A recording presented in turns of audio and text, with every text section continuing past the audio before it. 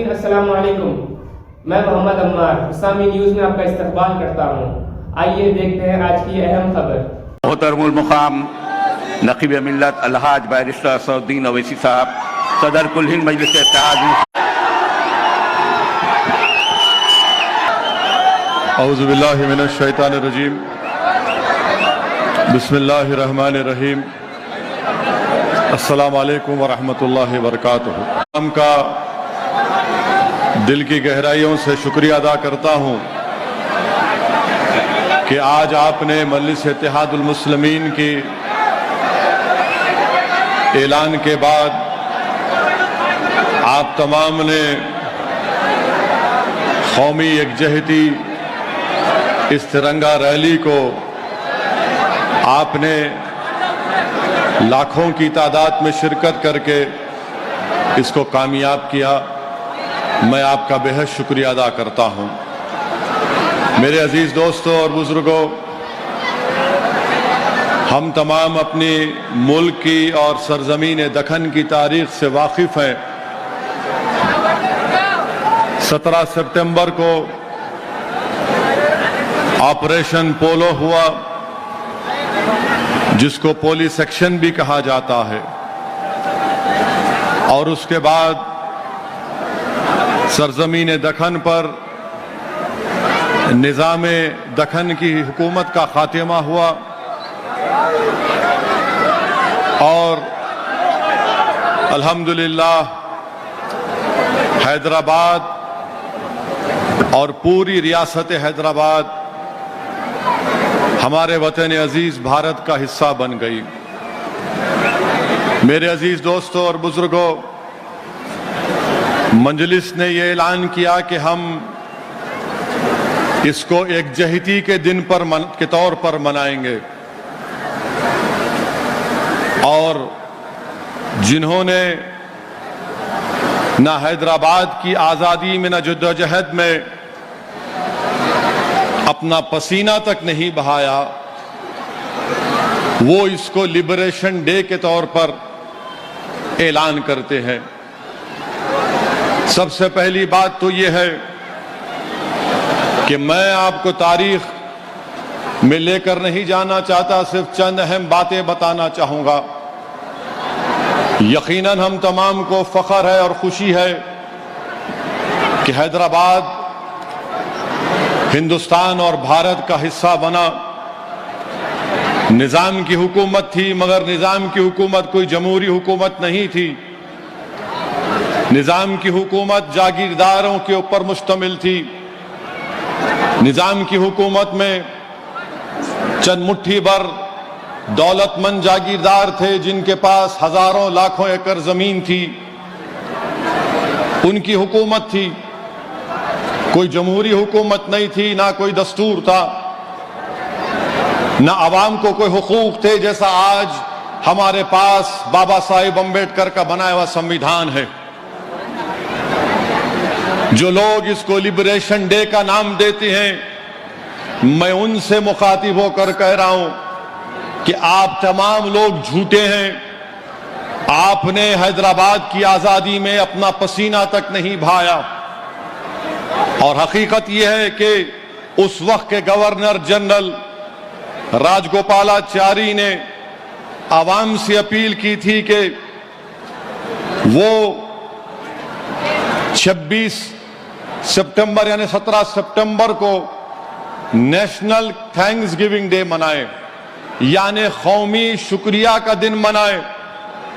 और राजगोपालाचारी साहब ने कहा कि हम तमाम को मिलकर इस मुल्क को, इस जगह को ऐसी ताकतवर जगह बनाना चाहिए जहां पर आवाम खुश रह सके। ये गवर्नर राजगोपालाचारी ने कहा था कि इसको शुक्रिया का दिन मनाना चाहिए। वहीं पर मजलिस इत्तेहादुल मुस्लिमीन ये मानती है कि निजाम की हुकूमत जरूर थी, मगर क्या निजाम की हुकूमत, निजाम हुक्मरान थे तो क्या हैदराबाद भारत से अलग था? हैदराबाद भारत से जुड़ा हुआ था। यकीनन सबसे बड़ी रियासत एक जागीरदार या एक बादशाह की थी, 1 लाख स्क्वायर किलोमीटर पर निजाम की हुकूमत थी। रखो 1,60,00,000 की आबादी थी, जिसमें 90% हमारे हिंदू भाई थे और 10% मुसलमान थे। मगर यह बोल देना कि 10% खुश नहीं थे क्योंकि हैदराबाद भारत का हिस्सा बना, इससे बढ़कर झूठ कोई और नहीं हो सकता। मैं आज इस जलसे में खड़े होकर इस बात को साफ और वाज़ेह तौर पर कह रहा हूं कि ये जो मजलिस इत्तेहादुल मुस्लिमीन है, हमारी लड़ाई सियासी है और सियासी रहेगी। हमको उस वक्त भी अटूट भरोसा था भारत के आईन पर, संविधान पर, और आज भी है और कल भी रहेगा। जिन लोगों के दिलों में इस तरह की बातें पैदा होती हैं, मैं इनके ताल्लुक से सिर्फ इतना ही कहूंगा कि आप जाकर अपने दिमाग का इलाज करा लो। हमको मजलिस इत्तेहादुल मुस्लिमीन को, सरजमीन दक्कन पर बसने वाले गयूर मुसलमानों को, हिंदुओं को, दलितों को, बीजेपी आरएसएस से हमको कोई तुम्हारी वफादारी के सर्टिफिकेट की जरूरत नहीं है। तुम अपना कागज सर्टिफिकेट लेकर कचरे की कुंडी में डाल दो, हमारे पास उसकी कोई कीमत नहीं है। मजलिस इत्तेहादुल मुस्लिमीन कासिम रजवी की वारिस नहीं है, ये अब्दुल वाहिद ओवैसी की मजलिस इत्तेहादुल मुस्लिमीन है। ये मजलिस इत्तेहादुल मुस्लिमीन कासिम रजवी से हमारा कोई ताल्लुक नहीं है। हमारा ताल्लुक है तो तुर्रेबाज खां से, मौलवी अलाउद्दीन रहमतुल्लाह अलैह से है। ये वो मौलवी अलाउद्दीन है जिन्होंने सन 57 में मक्का मस्जिद की तारीखी मस्जिद के इमाम थे। मौलवी अलाउद्दीन रहमतुल्लाह अलैह ने मक्का मस्जिद में जुमे का खुतबा दिया और अवाम को अपने साथ लेकर सुल्तान बाजार में आज जो मौजूदा वुमेन्स डिग्री कॉलेज है, उनके साथ तुर्रेबाज खां थे। अंग्रेजों की रेजिडेंसी का दफ्तर था। मौलवी अलाउद्दीन रहमतुल्लाह अलैह ने, तुर्रेबाज खां ने अंग्रेजों से मुकाबला किया। अगर काला पानी की सजा सबसे पहले किसी ने काटी 30 साल, तो वो मौलवी अलाउद्दीन रहमतुल्लाह अलैह थे। तुर्रेबाज खां के गले में एक वजन लकड़ी डाल दी जाती थी कि तुर्रेबाज खान कभी सो ना सके। तुर्रेबाज खान अंग्रेजों की हिरासत से फरार हुए तो तूपरान के पास सालार जंग ने, उनके सिपाहियों ने अंग्रेजों के साथ मिलकर तुर्रेबाज खां को पकड़ा और तुर्रेबाज खां को गोली मारकर शहीद कर दिया। मौजूदा सुल्तान बाजार के पास तुर्रेबाज खां की लाश कई दिन तक लटकी हुई रही। हम इन लोगों के वारिस हैं। जो रजाकार थे वो पाकिस्तान भाग गए, जो वफादार थे आज मोदी की आंख में आंख डालकर तिरंगा उठाकर अपने हक का मुतालबा कर रहे हैं। मेरे अजीज दोस्तों और बुजुर्गों, यकजहती हम क्यों कहते हैं? लोगों को एक करना है, लोगों को एक करना है, दिलों को मिलाना है। मगर बीजेपी दिलों को तोड़ने का नाम, बीजेपी लोगों में नफरत पैदा करना चाहती है। और मैं आज खुलकर कह रहा हूं कि निजाम की हुकूमत थी और निजाम की हुकूमत में निजाम ने मंदिरों को पैसे दिए थे, निजाम ने मंदिरों को पैसे दिए थे। यादगिर गुट्टा की मंदिर को निजाम ने 82,000 दिए। श्री रामबाग मंदिर को 5,000 ये ग्रांट हर साल मिलता था। भद्राचलम की मंदिर को निजाम ने 50,000 दिए। श्री बालाजी टेम्पल को निजाम ने 8,000 रुपये दिए। और पुणे में एक भंडारकर ओरिएंटल इंस्टीट्यूट है, निजाम ने पहले 20,000 रुपये दिए, उसके बाद 1,25,000 रुपये निजाम ने महाभारत ले दिए। निजाम के लिए थाली नहीं मारना है, बता रहा हूं, तारीख का हिस्सा है, तारीख का एक हिस्सा है। ये बीजेपी आरएसएस वाले हमको बोलते हैं निजाम से इनका ताल्लुक है, कासिम रजवी से इनका ताल्लुक है। अरे हमारा ताल्लुक निजाम से नहीं है, हमारा ताल्लुक मौलवी अलाउद्दीन से, तुर्रेबाज खान से, मुजाहिदीन आजादी से है। और फिर भंडारकर ओरिएंटल इंस्टीट्यूट को निजाम ने 1,25,000 रुपये दिए, तो उससे महाभारत का तर्जुमा हुआ। फिर बनारस हिंदू यूनिवर्सिटी, मालविया साहब जिसको मोदी साहब बहुत चाहते हैं, वो भी आजादी के मुजाहिद हैं, हम उनकी कदर करते हैं। उनको बनारस हिंदू यूनिवर्सिटी के शायद चांसलर या vice chancellor Maharaja of Bikaner थे, उन्होंने निजाम को खत लिखा कि बनारस हिंदू यूनिवर्सिटी को कुछ पैसे दीजिए, तो निजाम ने 35,000 रुपये दिए। फिर उसके बाद फिर कहा कि फिर पैसों की जरूरत है, तो निजाम ने 1 लाख रुपये दिए। वो 1 लाख आज के दौर में 5 करोड़ के बराबर है, बल्कि 7 करोड़ के बराबर है। सर सैयद अहमद आए थे हैदराबाद को, निजाम ने उनको दिए और कहा कि हर साल मैं तुमको इतने पैसे दूंगा। महबूब अली पाशा के दौर में अलीगढ़ मुस्लिम यूनिवर्सिटी के जिम्मेदार दिल्ली में जाकर महबूब अली पाशा से मिले, तो महबूब अली पाशा ने उनको पैसे दिए, अलीगढ़ में म्यूजियम उनके नाम से बनाया गया। मेरे अजीज दोस्तों, बुजुर्गों, आपको यह भी जान, ये सीताराम बाग में मंदिर है, निजाम वहां पर 20 रुपये महाना देते थे। Indian institute of science, CV Raman साहब, नोबेल प्राइज मिला, उन्होंने खत लिखा निजाम को, तो निजाम ने उनको 1 लाख रुपये दिए। अब बताइए आप कि भारत में इतने राजा रजवाड़े थे जो आज भाजपा में हैं, बताओ तुमने क्या दिया? तुम भी जागीरदार थे, वहां जमहूरियत नहीं थी, राजा थे, तुमने कौन सा काम किया? बताओ बताओ, तुम्हारे पास बताने के लिए कुछ है क्या?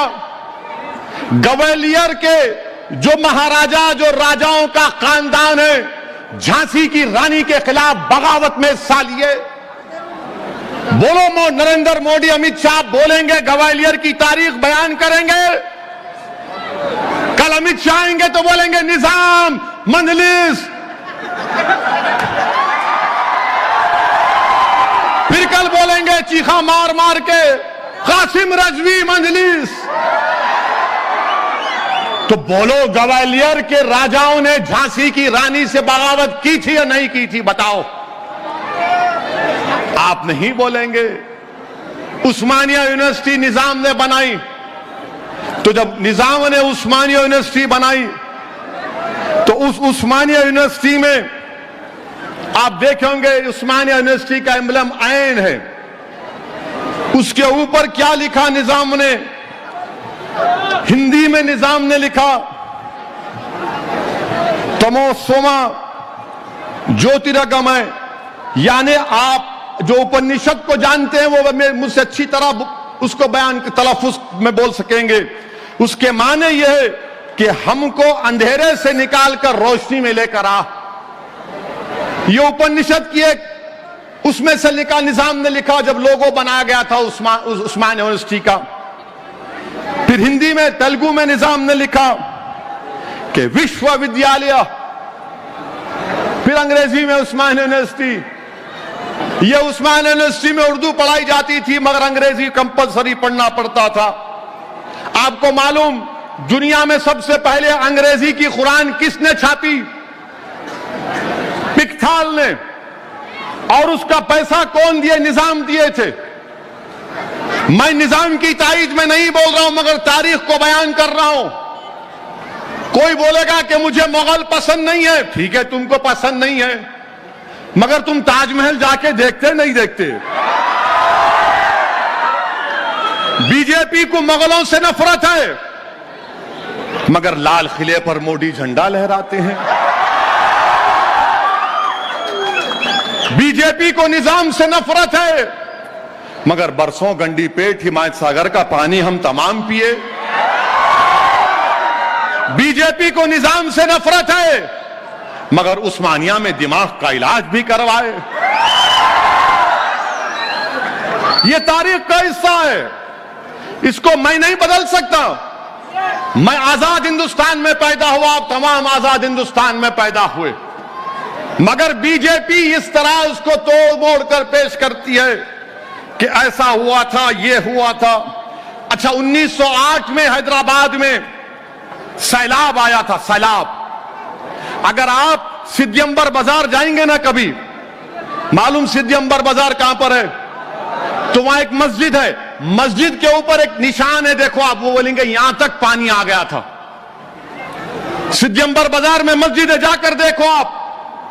तो उसके बाद महबूब अली पाशा को हमारे ब्राह्मण भाइयों ने कहा कि महबूब अली पाशा, आप मूसा नदी में उतरिए, और जो हमारे आलाजाद के हिंदू भाई जो जनेऊ पहनते हो, कहीं वो तागा पहनकर आप नदी में कुछ वो उसको पेश करिए। महबूब अली पाशा वो भी किए। बोलो अमित शाह, ये भी तो बोलो, कला पा रहे हैं, इसके ऊपर नहीं बोलेंगे। उसके बाद अजंता के, एलोरा अजंता मालूम, तुम लोगों को खाली फोन मालूम। 10 लाख रुपए मंजूर करके इटली से माहिरीन को बुलाया था अजंता के पेंटिंगों को बचाने के लिए, वो भी तो बोलो। जो गलती किए तो गलत है, जो काम किए तो काम कहे, बोलो। और उसके बाद मेरे अजीज दोस्तों, हैदराबाद में निजाम के प्राइम मिनिस्टर कौन थे? महाराजा किशन प्रसाद कायस थे। उनका तखल्लुस शाद था, जो अंग्रेजी में कहते हैं कि नॉम डी प्लूम। महाराजा किशन प्रसाद का एक शेर आपके सामने पढ़ता हूं। उस जमाने में मोहब्बत देखो हिंदू और मुसलमानों में। महाराजा किशन प्रसाद ने कहा, अपना शेर, एक मशहूर शेर पढ़ा, काफिर हूं कि मोमिन हूं, खुदा जाने मैं क्या हूं। काफिर हूं या मोमिन हूं, खुदा जाने मैं क्या हूं। मैं बंदा हूं उनका जो है सुल्तान मदीना। ये राजा किशन प्रसाद ने लिखा था। बोलो वाजपेयी, ये भी तो बोलो। नहीं बोलेंगे, नहीं, सिर्फ कासिम रजवी, इत्तेहादुल मुस्लिमीन, निजाम। अरे ये तारीख तुमको नहीं मालूम हैदराबाद की, तुमको तारीख बोलना पड़ेगा। अच्छा, आपको मालूम है खुर्शीद जा की ड्योढ़ी अपने ओल्ड सिटी में है, क्रिकेट मैच खेले होंगे वहां पर आप लोग। वहां पर खुर्शीद जाही फैमिली वाले नाग पंचमी त्योहार को बड़ी जोशो खरोश से मनाते थे। नाग पंचमी त्योहार हिंदू भाइयों का है। मालवाला पैलेस में जब 11 रबीउल अव्वल आती तो उसको चरागों से रोशन करते किशन प्रसाद। यह मोहब्बत थी। और फिर उसके बाद मेरे अजीज दोस्तों और बुजुर्गों, आप ये भी जानते हैं कि 1911 में निजाम ने फांसी की सजा खत्म कर दी। 1911 में कैपिटल पनिशमेंट नहीं था। निजाम कॉलेज किसने बनाया? इमदादुल मुल्क ने। उसके प्रिंसिपल कौन थे? उसके प्रिंसिपल थे डॉक्टर अघोरानाथ चट्टोपाध्याय। ये कौन थे? सरोजनी नायडू के वालिद थे। सरोजनी नायडू हैदराबाद की अजीम मुजाहिद आजादी थी। लंदन को पढ़ने के लिए गई तो निजाम ने फरमान जारी किया कि लो स्कॉलरशिप लो। निजाम ने अंबेडकर से कहा था कि आप आकर यहां के जज बनो। बास जगह लिखा गया कि निजाम ने अंबेडकर के इंस्टीट्यूट को जमीन भी दी। वो देखना पड़ेगा, शायद जो लोग जो जानते हैं वो बता सकेंगे। मेरे अजीज दोस्तों और बुजुर्गों, ये हकीकत है। ये तारीख को कोई नहीं बदल सकता, कोई नहीं बदल सकता तारीख को। मगर जो तारीख में हुआ कि भारत का हिस्सा हैदराबाद बना, तो याद रखो हैदराबाद के बगैर भारत अधूरा है और हैदराबाद भारत के बगैर अधूरा है। ये चीज समझने की जरूरत है। अब हम कब मुखालिफ थे? नहीं, जब 17 सितंबर ने मंजलिस बोलती नहीं मनाना, हम नहीं मनाना। अरे तुम थे का बाबा, तुम तो चूहे की बिल में छुपे हुए थे, सांप की बिल में छुपे हुए थे। हम जब भी थे, आज भी और कल भी रहेंगे। सन 57 की जंग आजादी में आरएसएस नहीं थी, बीजेपी नहीं थी। 47 में मुल्क आजाद हुआ, कुछ भी नहीं। 48 में पुलिस एक्शन हुआ, कुछ भी नहीं। मगर अब इन्हों बांकड़े पहलान आके नहीं, मैं वफादार, मैं वफादार। देख लिए एक झलक आज की। आप लोग थके मजा आया? सुन लो। अच्छा, एक सवाल का जवाब दो। क्या आप तमाम लोग खुश नहीं हैं कि हैदराबाद भारत का हिस्सा बना? आइए जोर से बोलो, बहरे हैं हम लोग। और जोर से नारा लगा के बोलो, भारत भारत। शायद पहुंच गए होंगी दीवानों भैरों को, कुछ सुनाई नहीं देता उन लोगों को। खाली व्हाट्सएप यूनिवर्सिटी के माहिर है, जो आ गया व्हाट्सएप में पढ़ लेते। मेरे अजीज दोस्तों और बुजुर्गों, हम क्या बोलते हैं कि जब तारीख है, तारीख में यह भी हुआ, कितने बजे अज़ान है? 5 बजे से पहले खत्म करेंगे। तारीख में यह भी हुआ कि जब मुल्क आजाद हो गया तो निजाम ने बहुत बड़ी गलती की। 7वें निजाम ने गलती की, बल्कि मैं तो कहूंगा कि 7वें निजाम ने हिमाकत की। निजाम के साथ वॉल्टर माउंटेन ने गद्दारी की और उनके साथ जो उनकी काउंसिल के मिनिस्टर थे, उन तमाम ने गलत मशवरे दिए।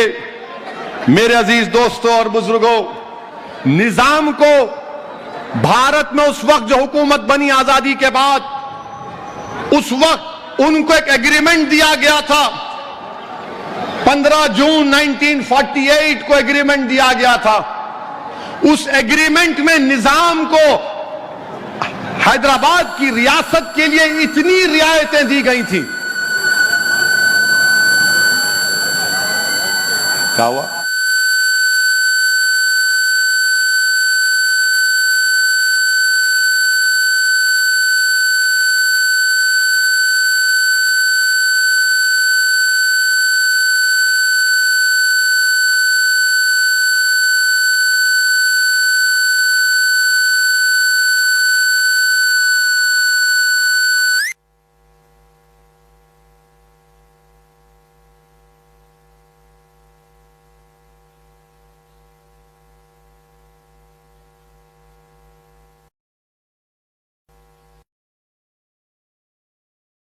जून 1948 को जो फाइनल ड्राफ्ट एग्रीमेंट दिया गया था, निजाम पीछे हट गए उससे। अगर वो एग्रीमेंट ले लेते निजाम तो पुलिस एक्शन नहीं होता था, ऑपरेशन पोलो नहीं होता था। मगर निजाम को सब्ज बाग दिखाया गया, उसमें कासिम रजवी ने भी सब्ज बाग दिखाया, वॉल्टर माउंटेन ने भी दिखाया। निजाम के जो वजीर थे उन, बल्कि मैं तारीख में पढ़ा हूं कि माउंटबेटन देहरादून जाकर उस वक्त के डिप्टी प्राइम मुलाकात करके ड्राफ्ट बताए और कहा कि इसको कबूल कर लो। तो डिप्टी प्राइम मिनिस्टर कबूल किए, मगर निजाम मुकर गए उससे, बोले नहीं इसमें और 3 चीजें इजाफा करो। आपको मालूम निजाम आपको कोई मशवरा दिया था कि आप गोवा को खरीद लो, गोवा को खरीद लो, तो उस वक्त के अंग्रेजों के वायसराय ने कहा तुम गोवा तुम्हारे को पुर्तगाली के पास है वो नहीं बेचेंगे। तो किसी ने कहा नहीं नहीं हम उनको समझा लेंगे, जैसा अपने पास होता ना, आप फिक्र मत करो हम समझा लेते हो उसको, उन्हें समझता ही नहीं, उन्हें अरे फिक्र मत करो मैं समझा लेता हूं, उन्हें समझता ही नहीं। तो पुर्तगाली, तो उस वक्त के वायसराय ने एक कागज पर उतार कर बताया ये हैदराबाद रियासत है और यहां गोवा है, इतने बीच में आपको भारत के इलाके से जाना पड़ेगा, आपको कहां परमिशन मिलेगा। इस तरह की बातें होती थी कि गोवा खरीद लेंगे। और आपको मालूम हैदराबाद में पुलिस एक्शन का जिम्मेदार बहुत से लोग हैं, जिसमें जिना भी शामिल है, मोहम्मद अली जिना। मोहम्मद अली जिना ने, बल्कि मोहम्मद अली जिना को 1 नवंबर 1947 को माउंटबेटन लाहौर गए और जाकर उनसे कहा कि जिना हैदराबाद, कश्मीर और जूनागढ़ में प्लेबिसाइट करा देंगे। तो जिना ने इनकार किया कि हैदराबाद, जूनागढ़, कश्मीर में प्लेबिसाइट कराएंगे। जिना ने इनकार कर दिया। जिना ने कहा कि मैं मंजूर नहीं करता हूं, जबकि जिना भोपाल के नवाब से कह दिए थे कि मैं आपकी मदद नहीं कर सकता। जब 4 अगस्त 47 को जिना दिल्ली से पाकिस्तान अब जा रहे थे, तो हैदराबाद की निजाम की काउंसिल ऑफ मिनिस्टर्स ने जाकर जिना से मिला। तो जिना ने क्या कहा मालूम उनको? उस्मान अली खान से कह दो कि वो शहीद हो जाएं, मर जाएं। इस तरह की बात जिना ने निजाम के ताल्लुक कैसे कहा? निजाम के तक कहा कि आप निजाम से बोल दो कि अगर बंदूक में गोलियां नहीं है, जरूरत नहीं है, टैंक में पेट्रोल नहीं है, कोई जरूरत नहीं है, निजाम को बोलो शहीद हो जाओ। 1 करोड़ 60 लाख, 1 लाख रकबा मील पर की बड़ी रियासत के ताल्लुक से जिना ने यह कहा। जिना ये चाहते थे कि हमेशा हैदराबाद में गवर्नर होती रहे। ये तारीख आपको बता रहा हूं ताकि आपको मालूम हो सके मेरे अजीज दोस्तों और बुजुर्गों। फिर उसके बाद क्या हुआ? 17 सितंबर को पुलिस एक्शन हुआ। और पुलिस एक्शन जब हुआ, पुलिस एक्शन में तबाही और बर्बादी, लूटम लाट, औरतों की अस्मत रेजी, बौलियां भर गई थी औरतों की लाशों से। तो पंडित नेहरू वजीर आजम थे, उन्होंने, गवर्नमेंट ऑफ इंडिया ने पंडित सुंदर लाल की एक कमेटी को भिजाया कि हैदराबाद जाओ और जाकर मालूम करो कि क्या हालात हैं, क्या वाकयात हैं। तो पंडित सुंदर लाल के साथ काजी अब्दुल गफ्फार भी थे। वो हैदराबाद को आए। कब आए हैदराबाद को? हैदराबाद को आए 29 नवंबर 1948 को। 21 दिसंबर तक हैदराबाद की रियासत में रहे। 16 जिलों में से 9 जिलों में उन्हें दौरा किया। 7 डिस्ट्रिक्ट हेडक्वार्टर पर गए, 21 शहर में गए, 23 गांव में गए और रिपोर्ट बनाकर पंडित सुंदर लाल ने लिख कर दिया नेहरू को, मरकजी हुकूमत को, कि हैदराबाद में 40,000 लोगों का कत्लेआम हुआ। 40,000, 40,000 लोगों का कत्लेआम हुआ। हम यही बोलते हैं कि आप उस रिपोर्ट को बताओ, मान लो उसको। ये मेरी रिपोर्ट नहीं थी, ये निजाम की भी रिपोर्ट नहीं थी, ये तो नेहरू ने पंडित सुंदर लाल को भिजाया था। और उस रिपोर्ट में लिखा गया था कि बौलियां भर गई थी। एक बौली से तो बच्चे, जब लाशें निकाली गई तो बुरखे में एक औरत है और उसके सीने से लगा हुआ उसके बेटे की लाश भी निकली। ये तारीख है, इसको कोई डिनाई नहीं कर सकता। आप मानो पंडित सुंदर लाल की रिपोर्ट को। मैंने पढ़ा पंडित सुंदर लाल की रिपोर्ट को। नेहरू मेमोरियल में दिल्ली में आज भी चले जाओ, रिपोर्ट आपको मिल जाएगी। बताओ भाजपा वालों, क्या तुम मानोगे इस रिपोर्ट को? यह रिपोर्ट है उस वक्त हैदराबाद में ये तमाम मुखालिफिन बोलिए नहीं नहीं ये रिपोर्ट गलत है। हैदराबाद में कोई बाहर का आदमी नहीं आ सकता था क्योंकि मिलिट्री थी। कैसे अंदर आ गए पंडित सुंदरलाल? उनको स्पेशल परमिशन मिला। मिलिट्री के जनरल जैन चौधरी थे, चौधरी साहब थे, उन्होंने उनके साथ दौरा किया। वो रिपोर्ट है आज भी, मगर तुम नौजवान पढ़ते नहीं हो। जब से ये सेल फोन आया, लाइब्रेरियां और किताबें वीरान पड़ चुकी हैं। तुमको सिर्फ सेल फोन पे टिकटॉक से, इंस्टाग्राम से मोहब्बत है नौजवानों, तुमको तारीख पढ़ने से मोहब्बत नहीं है। तारीख पढ़ो नौजवानों, मुस्तकबिल तुम्हारा रहने वाला है। पंडित सुंदरलाल की रिपोर्ट में ये सब बातें लिखी गई। अच्छा, फिर ये बोलते नहीं रिपोर्ट झूठ है, रिपोर्ट सच है। और रिपोर्ट की सच्चाई की एक बात आपके सामने पढ़ के सुनाता हूं, सुन लो आप। किसने कहा था ये देख लो आप। नेहरू ने, मैं अंग्रेजी में पढ़ रहा हूं, नेहरू ने चौधरी को 27 दिसंबर 1948 को लिखा। अब जिसको अंग्रेजी आती जरा समझ जाइए, मैं मुख्तसर से तर्जुमा कर दूंगा। नेहरू ने लिखा कि Hyderabad is a big and ticklish problem by itself. It becomes even more important from it are all India implications and even some international implications. It has become the touchstone of our treatment of the minorities, more especially the Muslims. Whatever the facts might be, there can be no doubt that Muslims not only in Hyderabad but outside believe that the Hindus of Hyderabad, or some of them, have behaved very badly towards the Muslims after the surrender. The Muslims of Hyderabad are completely down and out. To some extent, this is inevitable because they have suddenly lost the dominating position they had. They cannot get back, but it is highly desirable from the larger point of view to treat them as generously as possible and to make them feel that they have a definite place in the scheme of things. The solution of our minority problem largely depends upon the issue in Hyderabad.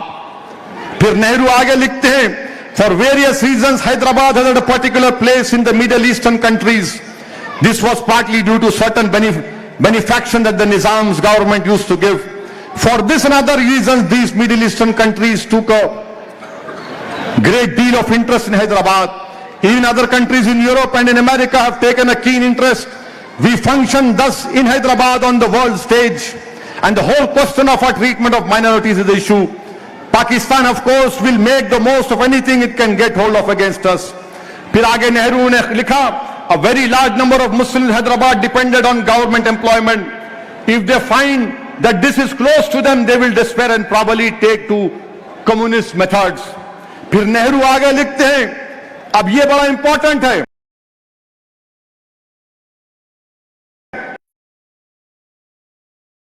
और नरेंद्र मोदी तक ये बात पहुंचेगी।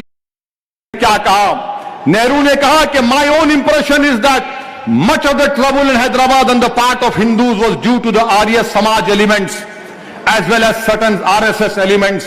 The Arya Samaj in Hyderabad has been for many past years a very troublesome body and has done a lot of mischief.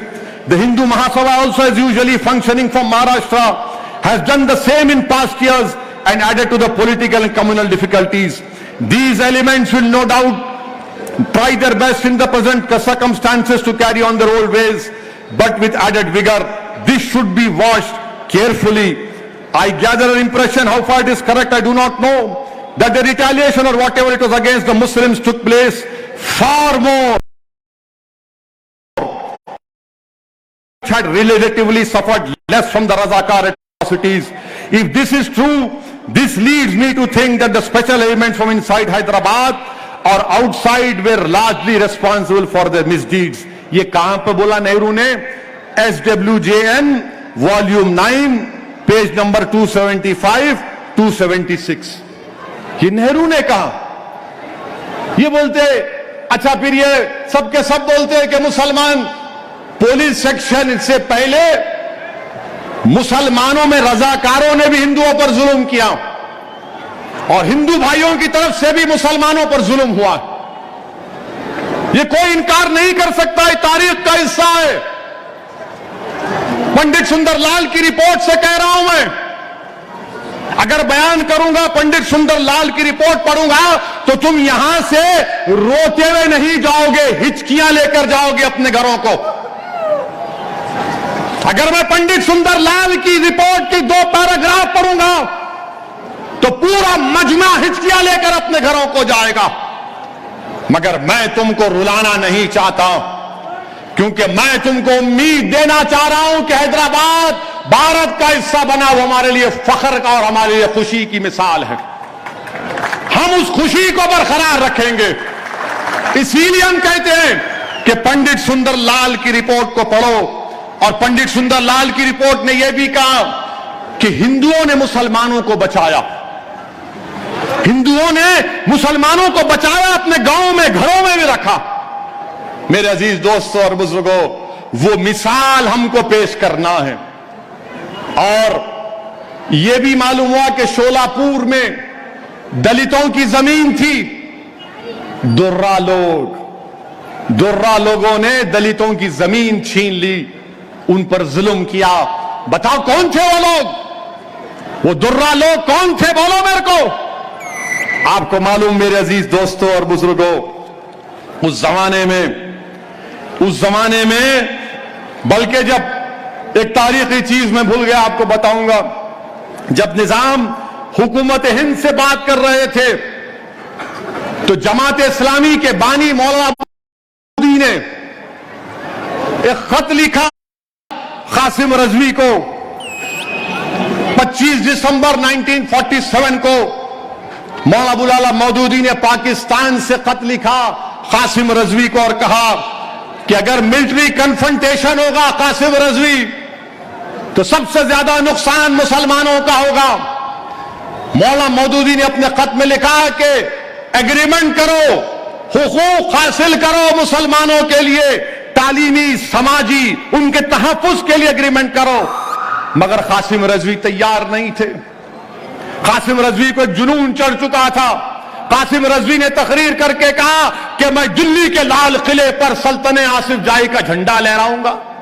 ये कोई बात है? कोई अज़ान हो रही,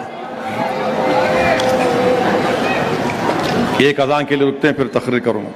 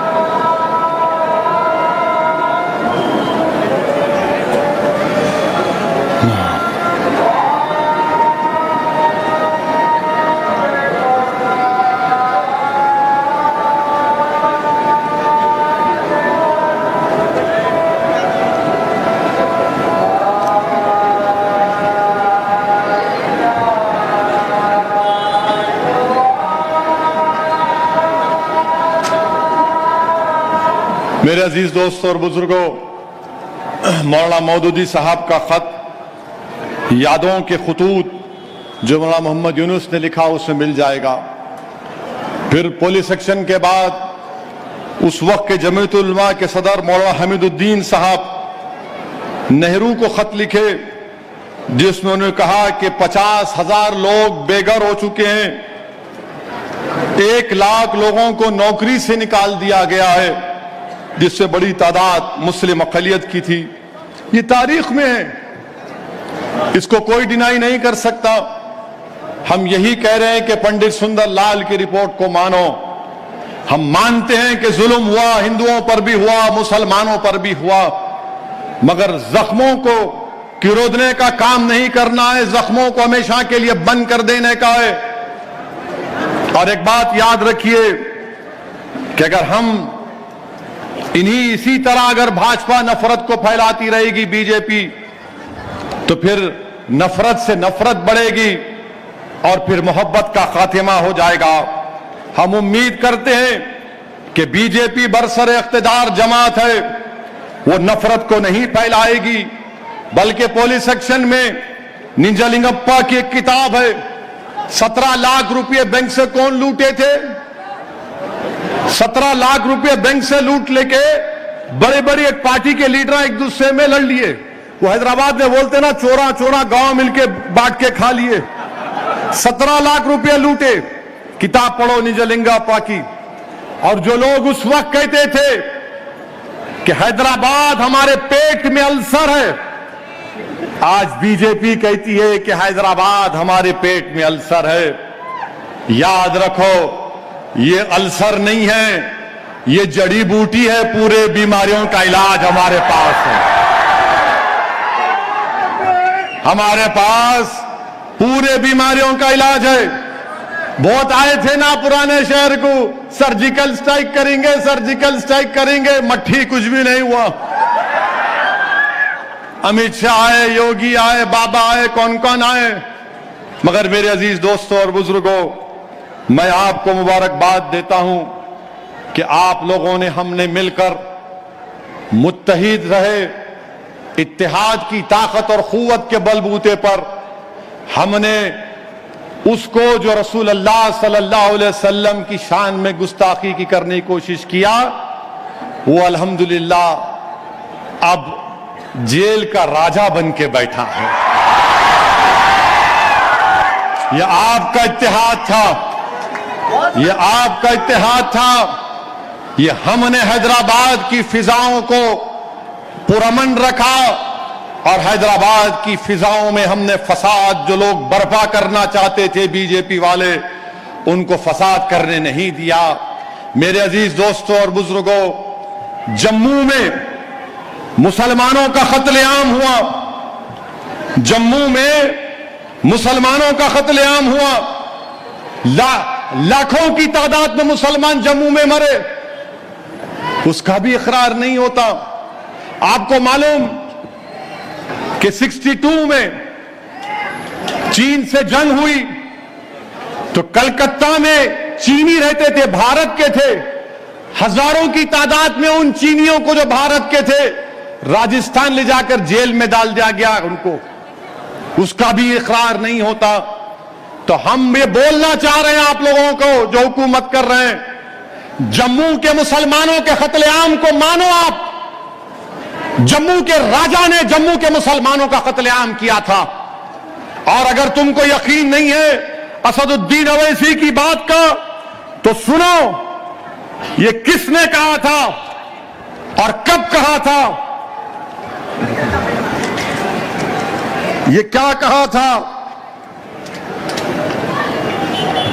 कि महात्मा गांधी ने 27 नवंबर 1947 को गांधी ने कहा था, क्या कहा था गांधी ने? Gandhi referred to the considerable excesses by the Hindus in Jammu. This has not been fully reported in the newspapers. M.K. Gandhi, 1984, page 115.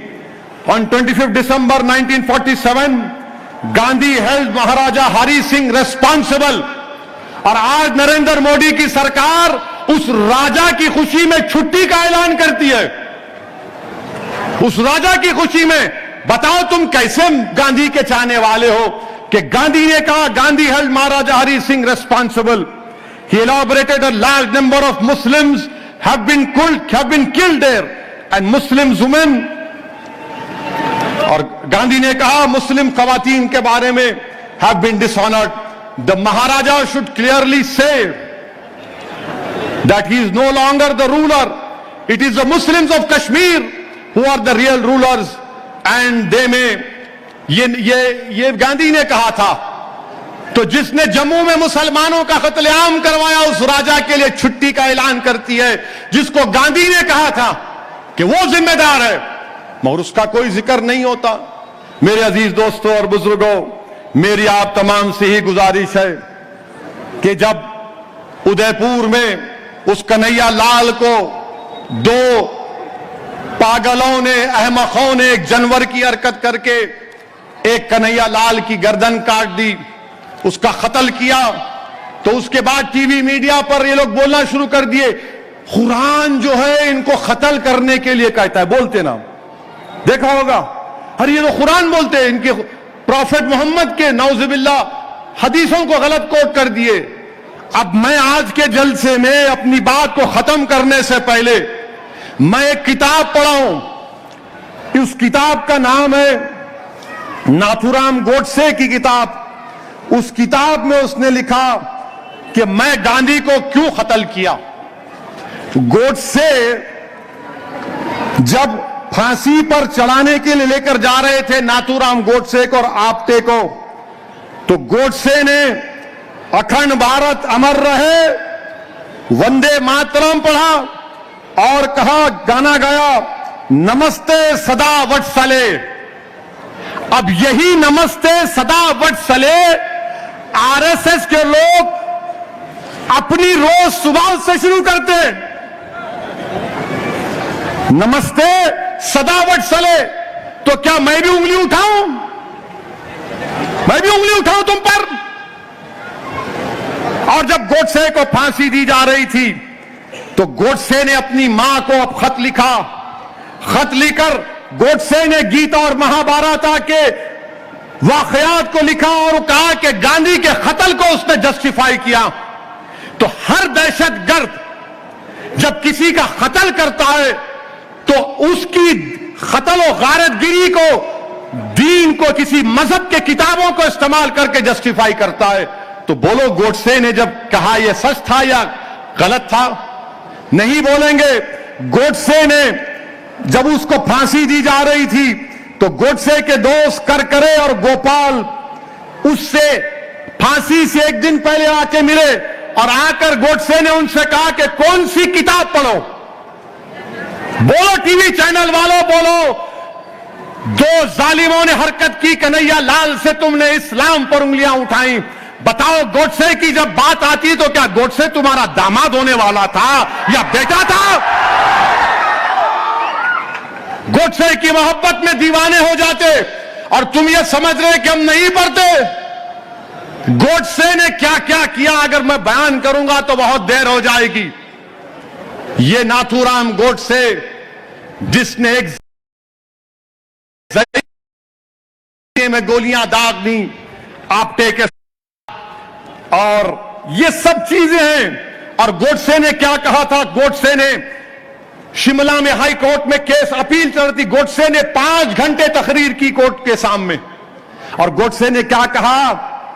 बार बार गोडसे हैदराबाद का नाम ले रहा था और गोडसे ने कहा कि गांधी बुज़दिल है, गांधी हिंदू मुस्लिम इत्तेहाद के लिए रोजा रखता है, गांधी को मारना जरूरी है। और गोडसे ने कहा कि अगर गांधी जिंदा रहता तो गांधी कासिम रजवी को अपना बेटा बना लेते। हम तो नहीं बोले कासिम रजवी को, गोडसे ने कहा। ये छुपा सकते आप इस बातों को? मेरे अजीज दोस्तों और बुजुर्गों, इसीलिए मैं आपसे अपील कर रहा हूं कि आप तारीख को पढ़िए और याद रखिए, फख्र से कहिए कि हमारा ताल्लुक उस पुरानी मंजलिस से नहीं है, हमारा ताल्लुक कासिम रजवी से नहीं है, हमारा ताल्लुक रजाकारों से नहीं है, ये हमारी मजलिस है जिसको हमारे बुजुर्गों ने अपने खून पसीने से ताकतवर बनाया। ये हमारी मजलिस है जो भारत के संविधान के तहत गरीब और मजलूमों के हुकूक के लिए लड़ रही है। बल्कि फख्र मिल्लत अलैहि अब्दुल वाहिद ओवैसी ने मजलिस के अहिया के बाद उसको हिंदुस्तान के दस्तूर के ताबे करके फिसल मंडे के जलसे में अब्दुल वाहिद ओवैसी ने कहा था कि मेरा काम भी यह भी होगा कि मैं हिंदू मुसलमानों में इत्तेहाद पैदा करूंगा। अब्दुल वाहिद ओवैसी की तकरीर आज भी है, मगर आज आप देखते हैं अजीज दोस्तों, हम तुर्रेबाज खान और मौलवी अलाउद्दीन, ये हमारे लिए हम इनके जानशीन हैं। ये तमाम लोग बोलते रहेंगे, मगर अल्हम्दुलिल्लाह ये एकजुहती का दिन है और एकजुहती के तौर पर इसको मनाना चाहिए। और हमने बता दिया कि अगर हम एक जुलूस निकालते हैं, जब रोड पर निकलते हैं, तिरंगा लेकर कोई 100-200 नहीं आते। अब ये बीजेपी वाले पकड़ आजा आजा आजा आजा आजा आजा इधर से पकड़, इधर। अल्लाह आपको सलामत रखे। आपको कोई दिए कुछ? आप मुल्क की मोहब्बत में आए, तिरंगे की मोहब्बत में आए, बस हो गया काम। अब अमित शाह की मीटिंग में गाड़ियां भी आती है, 16 तू 16। हमको तेलंगाना को, हैदराबाद को बचाना है और हैदराबाद की तहजीब को जिंदा रखना है। हैदराबाद की तहजीब को जिंदा रखना। हैदराबाद की तहजीब में अदब, तमद्दुन में, उसमें इखलास, जबान में मिठास, भाईचारगी, हिंदू मुसलमान दलितों से मोहब्बत, ये हैदराबाद की तहजीब है मेरे दोस्तों। इस तहजीब को आपको जिंदा रखना है। अल्लाह आपके इत्तेहाद को सलामत रखे और इंशाअल्लाह ताला आप और हम मिलकर बीजेपी आरएसएस से जमहूरी तरीके से मुकाबला करेंगे। पूरों का साथ है ना मेरे भाई? जरा जोर से बोलो तो मेरे साथ नारा लगाओ, नारे तकबीर, हिंदुस्तान, भारत, भारत। अस्सलाम वालेकुम व रहमतुल्लाहि व बरकातहू।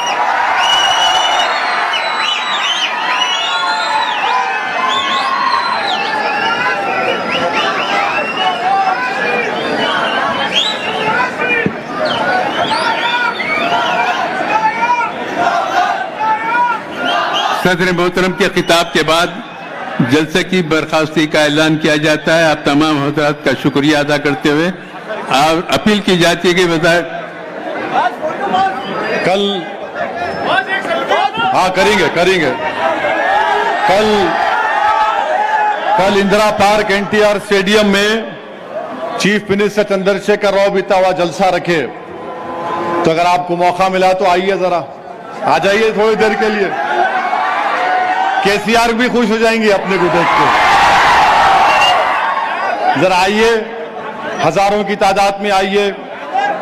और मैं चीफ मिनिस्टर का शुक्रिया अदा करता हूं कि उन्होंने सेक्रेटेरिएट की बिल्डिंग का नाम बाबा साहेब अंबेडकर के नाम से रखा। और हम देश के प्रधानमंत्री से डिमांड करते हैं कि नई पार्लियामेंट बिल्डिंग का नाम अंबेडकर के नाम से रखो। आपको मंजूर है? तो पार्लियामेंट की नई बिल्डिंग का नाम बाबा साहेब अंबेडकर के नाम से रखना है। मोदी जी रखेंगे या चीता की तरह तेज चले जाएंगे नहीं मालूम। बहरहाल पुरअमन वापस जाइए और इंशाअल्लाह कल